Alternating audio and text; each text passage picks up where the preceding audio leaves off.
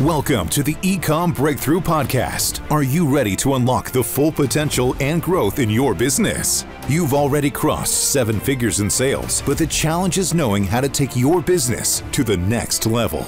Join Josh Hadley, an 8-figure Ecomm business owner and investor, as he interviews highly successful business owners. Get ready, because you're going to learn specific actions you can take today to help your business reach its full potential and leave a lasting impact on the world. Welcome to the Ecomm Breakthrough Podcast. I'm your host, Josh Hadley, where I interview the top business leaders in e-commerce. Past guests include Kevin King, Michael E. Gerber, the author of The E-Myth, and Roland Frazier. Today, I'm speaking with Jamin Arvig. Jamin is the co-founder of aiCommerce, a multi-channel digital agency offering a full spectrum of e-commerce services. And we're going to be talking a lot about the growth lever of expanding your distribution channels. This episode is brought to you by Ecomm Breakthrough Consulting, where I help 7-figure companies grow to 8 figures and beyond. Listen, Jamin, I started my business back in 2015, and I grew it to an 8-figure brand in 7 years. But I made a lot of mistakes along the way that made the path of getting to 8 figures take a lot longer than it needed to. There were a lot of obstacles that I ran into that could easily have been avoided had I had a mentor or a guide along the way to help me oversee and overcome a lot of those obstacles. So to our listeners, those of you who are running into obstacles or hitting plateaus and want to know the next steps to take your business to the next level, then go to ecommbreakthrough.com. That's Ecomm with 2 M's to learn more. And as a special bonus to my podcast listeners, this month I'm giving away one $10,000 comprehensive business strategy audit session at no cost. All you need to do is email me at josh@ecommbreakthrough.com and in your subject line say strategy audit and tell me why I should choose you and your business to work with for this month. And if you don't get selected this month, don't worry, you'll be entered to win for future months to come. Today, I'm super excited to introduce you all to Jamin Arvig. Jamin is a co-founder of aiCommerce, a multi-channel digital agency offering a full spectrum of e-commerce services, including launching strategies, ad management, and fulfillment. And he is also a partner with Buy with Prime. Jamin is also a co-founder of Brands 10X, which helps e-commerce businesses sell into brick-and-mortar channels, and AIC Brands, which invests in and owns multi-channel brands. He has been a thought leader in e-commerce for over 20 years and an early investor and advisor for e-commerce companies, including Thrasio. So with that introduction, welcome to the show, Jamin. Thanks, Josh. Jamin, we originally met at Camp Ecomm, Brandon Young's event. You were speaking, I spoke, and I was impressed with the amount of knowledge that you shared there, and it really got my mind going in regards to what we could do with our own brand to expand not only into retail, but just across multi-channel distribution to really capitalize and help take the brand to the next level. We've subsequently had follow-up meetings and we've really dove in, and it has been super valuable to me, and it has shifted my mindset and the strategy that we have in order to take our brand really to the next level. And really, now that we've crossed 8 figures, go to that 9-figure mark. And I really believe that channel distribution strategy and going multi-channel is going to be a big part of that. So, Jamin, I'm just curious, how did you initially become a co-founder in aiCommerce and in Brands 10X? I mean, you are involved in so many really influential agencies that are helping take brands to the next level. How did that all come to pass? Sure. Well, we've been in e-commerce for over 20 years, and originally we were selling other people's products and then building our own brands. And then we started buying brands and growing those brands and creating more value. And then through that, was asked to help with Thrasio, which had a vision of doing that same thing. And then also, because we started so early in e-commerce, there wasn't infrastructure that had been built already. So there wasn't fulfillment, there weren't some of these agency expertise areas that were out there and available for people. So we had no choice but to develop those. And once we had those developed, other people saw what we were doing, saw the results, and wanted to have a piece of that for their business. So we spun off those service companies so we could help them. And so aiCommerce came from that as an example of multi-channel digital agency, as you mentioned. And you know, the reason multi-channel has been such a focus for commerce clients and for, I guess, many people out there today is because of the value that can be created. And for us, when we started so early in e-commerce, we started with Google search engine optimization originally, and then started adding different traffic sources and the expertise areas that were needed for them. And then as marketplaces were introduced and different ways to play in the marketplaces were introduced, we started adding those. And then as other channels were added, we added those. And as we wanted to round out our channels for our own brands and for other people's brands, we went offline as well. So you can kind of see the progression where it made sense for us to add all these channels. And now the good news is we have this multi-channel expertise that is more necessary now than ever. Yeah. Jamie, I love that you didn't just do this on a whim. Obviously, like, you've grown through all of these experiences, and that's where like your expertise becomes so valuable here. So I've got a two-part question to really kick things off here.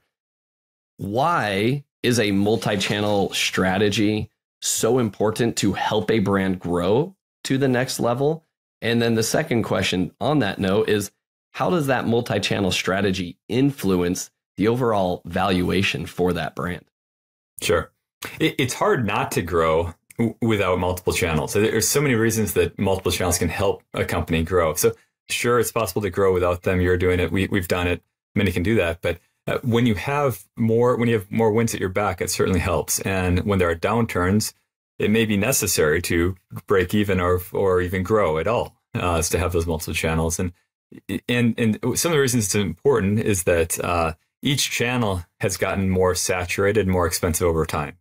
When you look back, like I just mentioning with Google SEO, and then with Google paid search, and then with some of the social channels and some of the different marketplace channels that developed over time, each one of these traffic sources or channels became more expensive over time.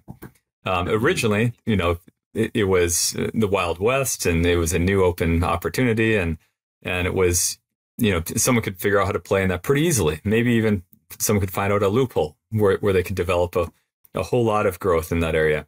But then there becomes sophistication in that area. Other players move into that area. There's competition. The platform itself develops ways to monetize. There's different ways to have advertising in these channels.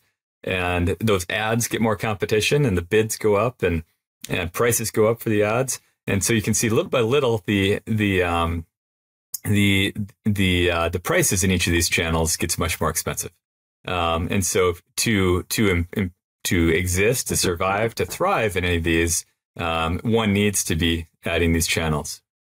Yeah, I love that. Now, on that note, Jamin, I'd love to ask this question, like, to the guests here, is where do you see things going for brands that are solely focused on Amazon only right now? What do you think the future looks like for those type of brands over the next 3 to 5 years? It's hard. I think if a company is solely focused on Amazon, they are at risk of a number of things. First, of course, you've seen it, but there's knockoff considerations, there's counterfeit considerations, there's black hat considerations. Fewer black hat maybe than in the past, but still there's all those considerations. When there is an Amazon only product or brand that grows, it is very common that there are knockoffs quickly, and then those knockoffs present some erosion of margins, if nothing else, and likely erosion of revenue as well. So if someone is solely focused on Amazon, it does become hard. They need to be very, very good at product development. They need to be good at, of course, good at the blocking and tackling, good at sourcing, all those types of things, but good at product development so they can keep launching new products and not be dependent on those that got them where they are. So I think those are some of the things that are necessary to survive on a channel like Amazon in the future. If you're focused on that, if you're looking at how can you go beyond that, it becomes a lot more impactful, a lot easier, because you can grow on the other channels, and your brand awareness grows, and so many other things become possible. And as you say, looking forward for years, I mean, we're running into challenges like with the economy. We've got recession fears that are growing, and the market has already changed dramatically over the last year, I suppose, right? With aggregators like Thrasio that did a phenomenal job bringing brands into their ecosystem. But then during that land grab, there were challenges and there were reasons to pull back, and so the valuations for a lot of those Amazon brands went down too. So I'm throwing a lot out here, but I think the point is that to grow your business and to improve your valuation, you can really do better by diversifying into more channels and strengthening each of the channels, but really trying to build a brand and not just build a product listing. Yeah, I think that is super important. And, I think the important thing that you're talking about here is you're not saying neglect Amazon, run away from Amazon. What you're saying is, hey, keep doing what you're doing on Amazon to succeed, right? Get better with your product development, continue to come out with products on Amazon. Right? That's right. I absolutely. Amazon is a key channel and will continue to be a key channel.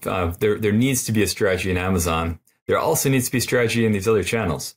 And the strategies might be completely different. One strategy for one channel might be to grow revenue. And another channel might be to bring profit. Another channel might be to get eyeballs and brand awareness. Another channel might be to get profit to fund one of the other channels, or to drive revenue to bring the cost down for the product. There's lots of ways to play this, but you want to have a holistic strategy that brings all these strategies together. Yeah. No, that makes a lot of sense. And so I'm sold on the fact that it's important to stay ahead of the game and go to where the puck, skate to where the puck is going here. And that multi-channel distribution, I think, becomes even more important down the road. So my question to you, Jamin, is as we look into 2024 and beyond, what are brands doing to evaluate all the different multi-channel fulfillment or distribution channels that they could get themselves into? Because the options are ultimately endless, right? So how does a brand prioritize? This is the next channel I should focus on. Is it retail? Is it, no, I need to actually get into more e-commerce channels or even international expansion? How does a brand kind of make that decision and prioritize correctly? It's a big question. So I'll probably have a fairly big answer. And we can drill down into it as would be helpful for you. But yeah, I think you're absolutely right. Companies are looking at the world right now and saying, hi, there's a lot of risk in my business. I want to have predictable profits that grow, that are sustainable. I need diversification. I need to move into new channels. I also am concerned about my valuation. I want to drive the valuation up with more brand awareness, more impressions across the channels. And so what do I do? How do I prioritize those channels? I think you said it very well. And one of the things to consider is the complexities of each of these channels. And so I would start there. Really understanding your business and the complexities of some of the new channels that you're considering. So, for example, complexities would include infrastructure. Your current business has some integrations between Amazon, and maybe you've got an ERP, maybe you don't. So if it's an Amazon business only, you may not even need to have a sophisticated ERP system, but you do have some integrations. Now, if you get more complex, you're definitely going to need a solid ERP system. You're going to need integrations to that ERP system with all of these channels that you're talking about. You need integrations into fulfillment with your own warehousing or with other warehousing. There's a lot of infrastructure that needs to be built if it's not already there. Digging deeper into tech, the data becomes much more complicated too, right? You've got dimensions to the data. It's not just one channel. You've got lots of channels. So you've got to look at the profitability by SKU, by order, by channel. So there's more dimensions to consider. And then in terms of the fulfillment, we've got so many complications there too. If you're an FBA seller, things can be pretty simple. And it's not as easy. It's challenging, but it's simple in the sense that you've got one network for your fulfillment. So if you're doing multi-channel, you need to have fulfillment for For other channels, you could use Amazon's multi-channel fulfillment network, but even that has its limitations. But if you're looking at your own D2C site, if you're looking at other marketplace channels that compete with Amazon, if you're looking at B2B and some of those channels, you've got a lot of additional integrations, maybe SPS Commerce, Commerce Hub. You've got other opportunities to fulfill with 3PL or your own warehouses. So there's a lot of complexities in the infrastructure, the tech, the fulfillment, the marketing capabilities, which are different. So before someone gets too excited, they want to look realistically at what they have today and how that could change. And that's just one consideration is the complexities of the market. You also have to look at the many other considerations of what your business is good at, what your key strengths are, what product differentiators are, and so forth. So I can go into more details if you want, but I'll stop for now.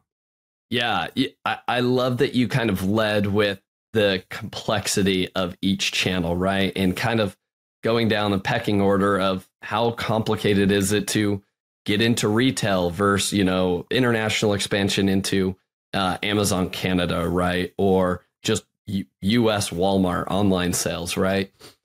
And taking an inventory of like, what are your current strengths and how are things set up? So Jamin, I'll use this as an example to drill down further here, and we'll love to kind of get your thought process because you have so much experience. Let's take a hypothetical like Amazon seller, even our brand considered. We're doing 8 figures here on Amazon US. Everything is run through FBA. Everything is, right?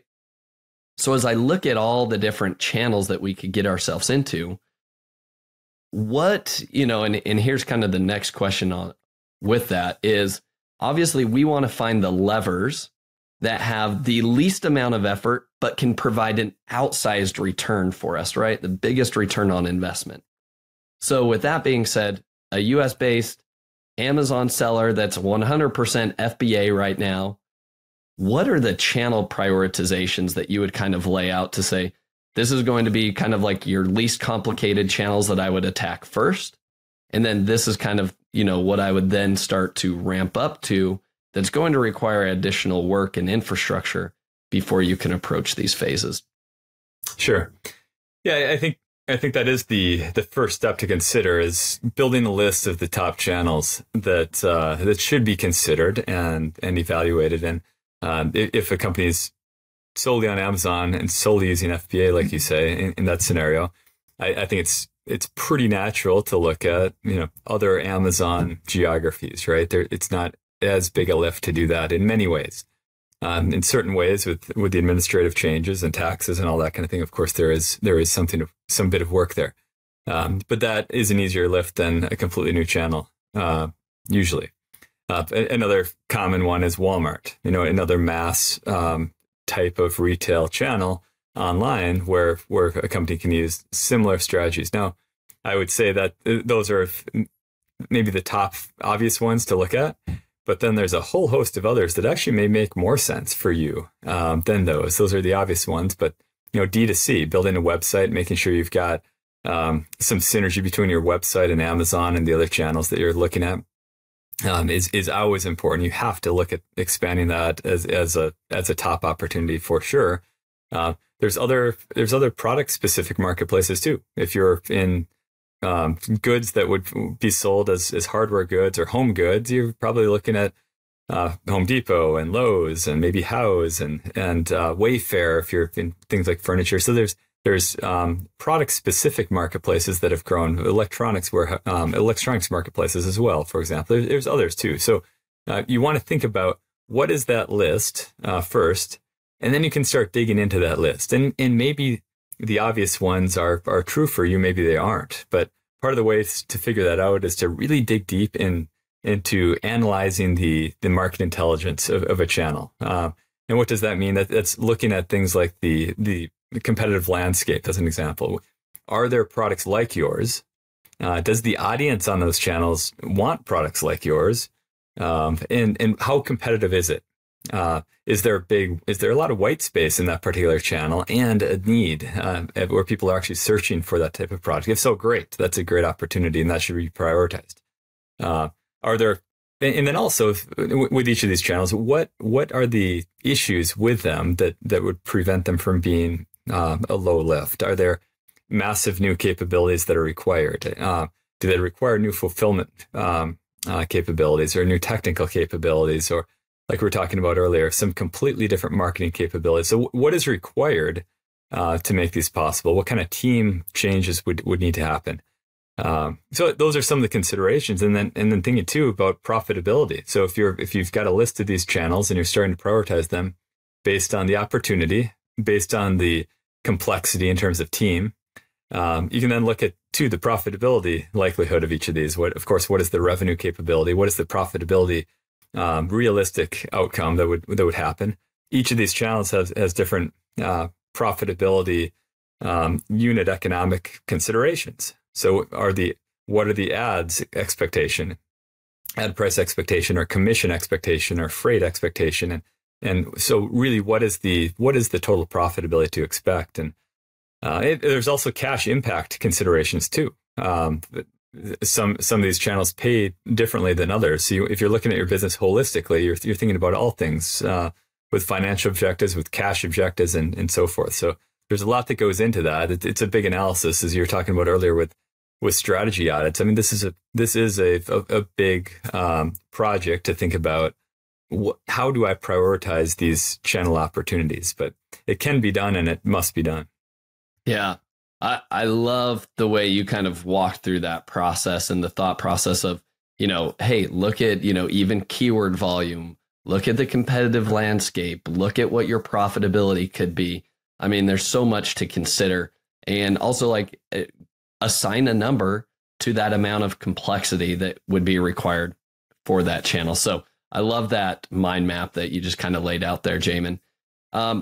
Another follow-up question on that note is, I think ideally, right, I love to use the fishing analogy. If you're out fishing and you're trying to figure out, how to catch the most fish, you want to see which bait is working the best, right? And so ideally, if you could cast out 5 different poles with 5 different types of bait, you could see what's working and double down and keep doing what's working. And so my question would be this, the analogy would be, how could I, maybe take baby steps where I am maybe casting a wide net and putting in multiple fishing poles to see which type of, channel could work best for me if, we could do as much data analyzation as we want. But at the end of the day, you just got to move forward and actually test it out and see how the market is going to respond, right?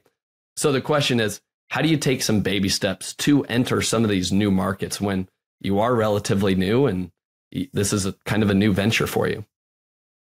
Yeah, I love the question.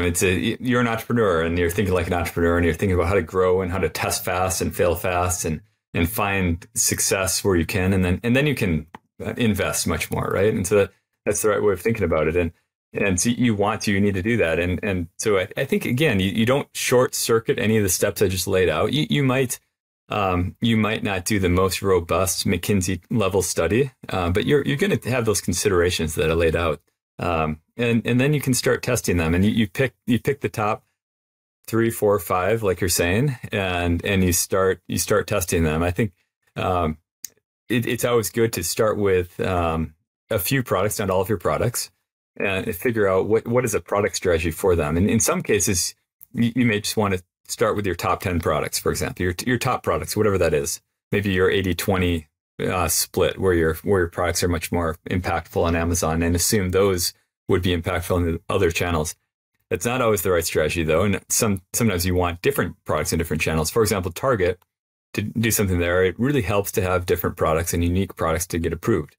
So you come up with a product strategy as well, and then you test with a limited number of products in these channels.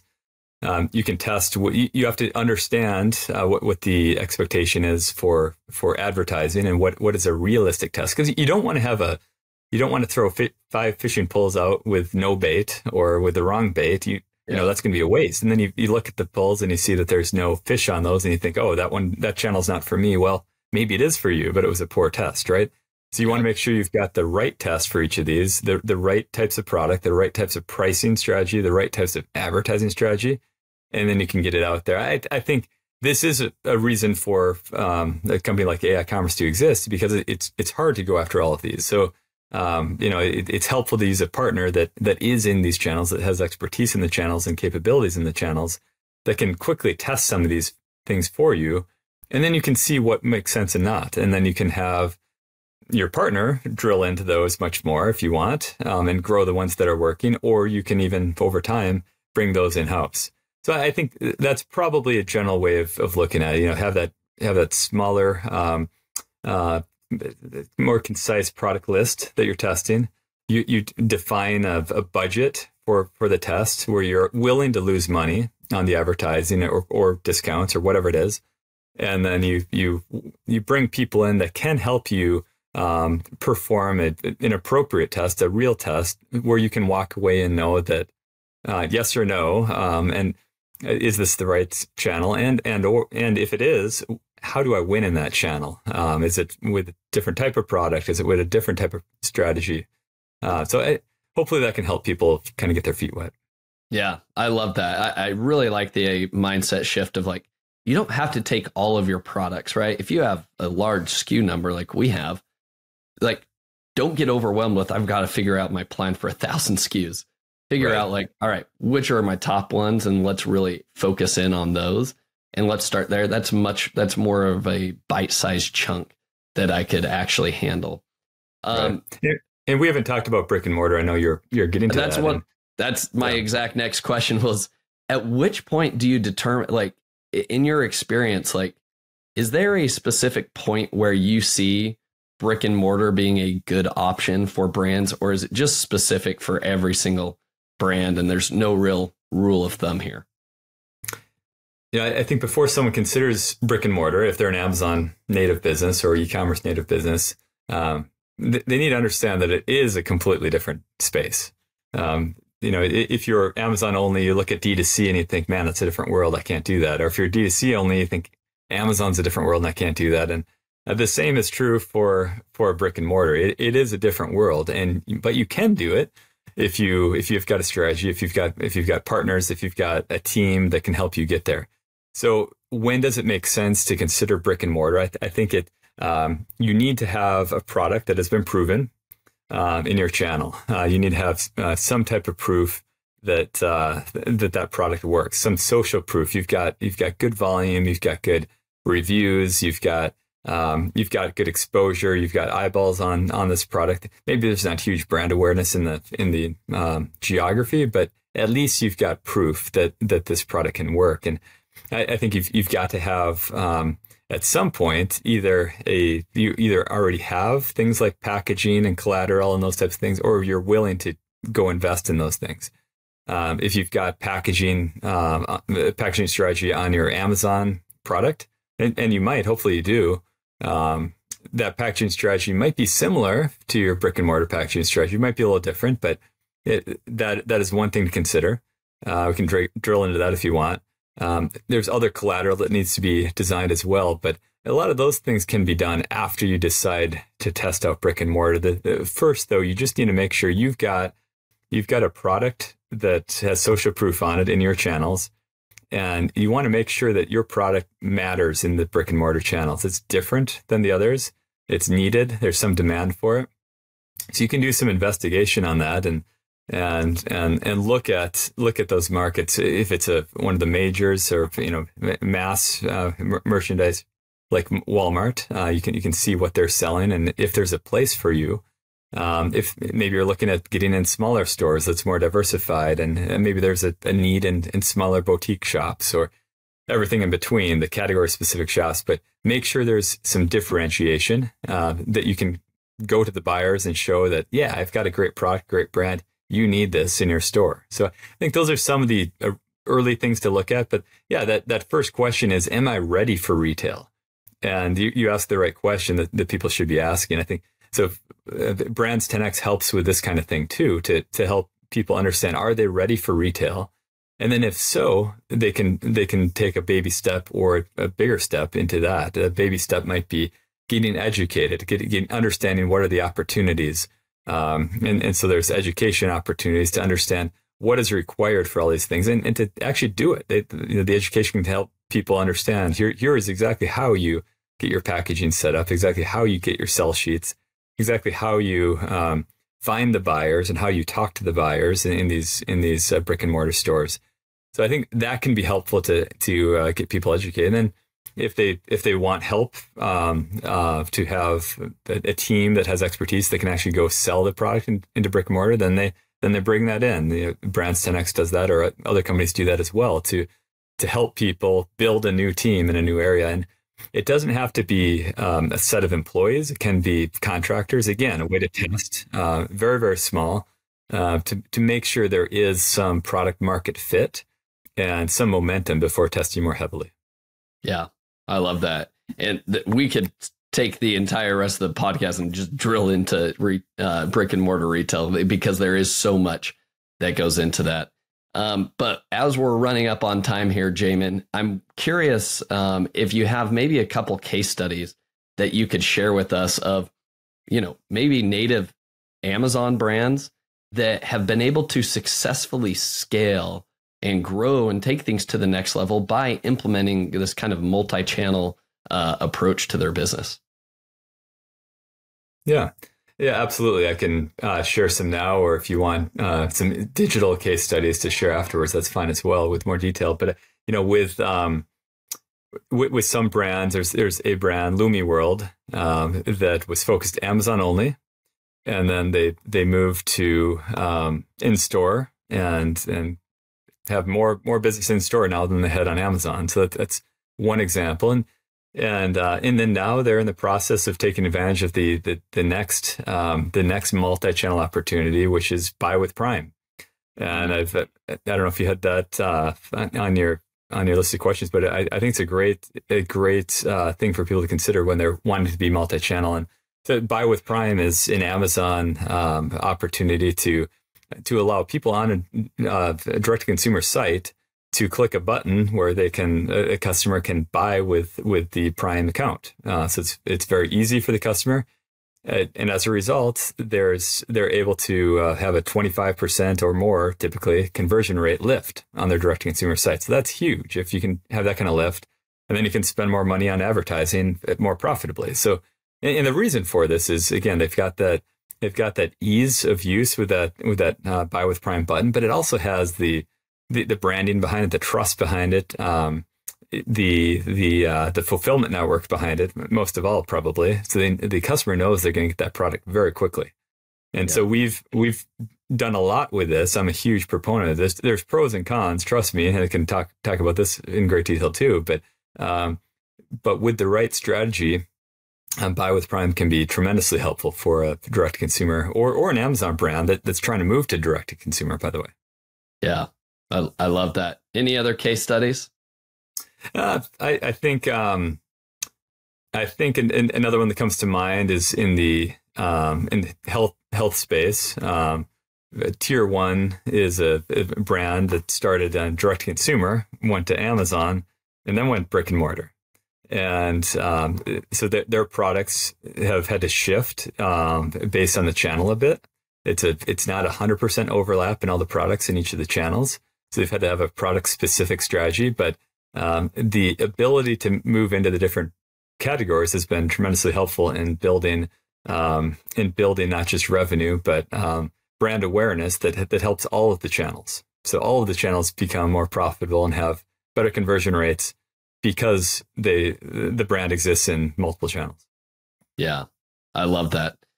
Now, Jamin, I love to leave the audience with 3 actionable takeaways from each episode. There are so many things that we talked about, and we could have even dug deeper into many of these topics. But here are some 3 actionable takeaways that I think our listeners could use going forward. Let me know if you think I'm missing something here. So action item number 1 is the first thing that a brand should be doing is creating a list of all the different marketplaces or channels that they could envision selling their product into, right? You've got Walmart, you've got Etsy, you've got Wayfair, Target.com. Like the list goes on and on. But I think the important thing here is like actually create a list of each of these. And then go back, hit rewind, listen to what Jamin talked about of here are the different like things you need to consider for each of these channels. You know, what's the amount of search volume being done for that channel for your specific product?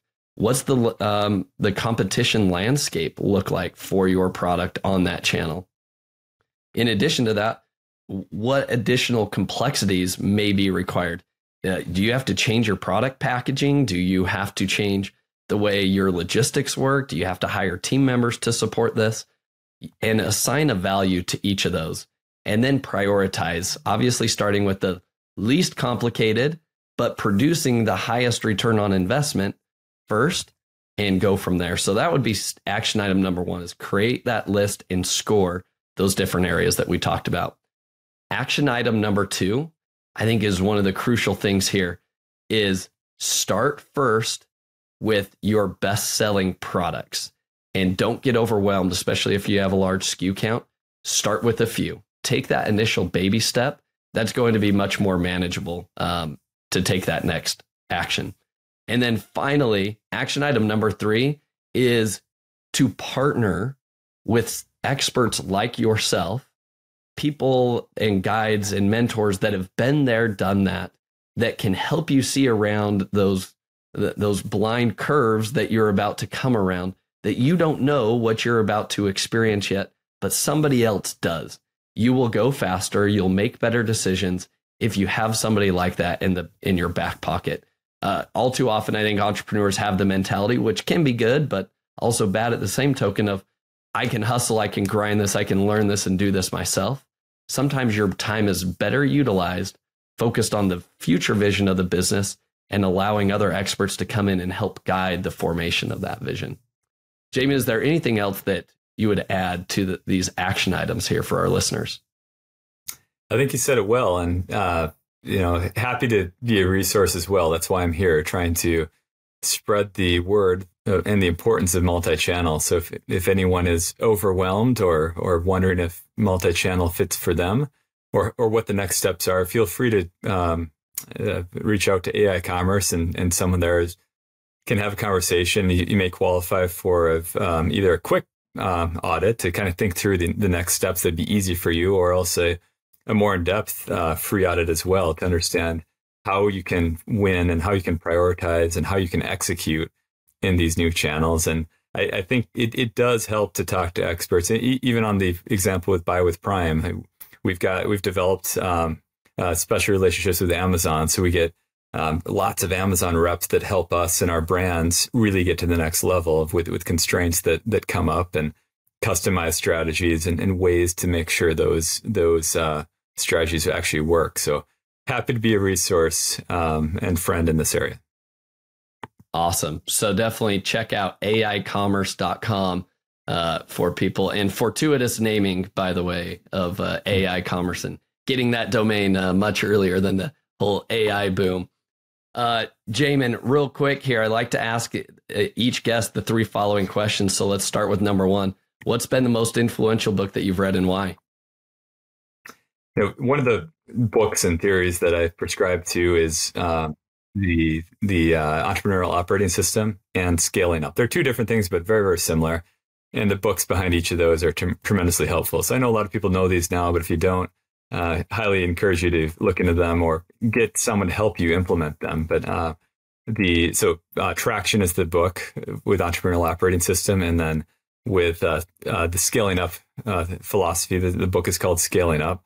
And it just really helps people have an operating system for managing and growing the business. And I'm such a believer with Brands 10X. Actually, we have programs to help people do this, to actually implement these things into their business.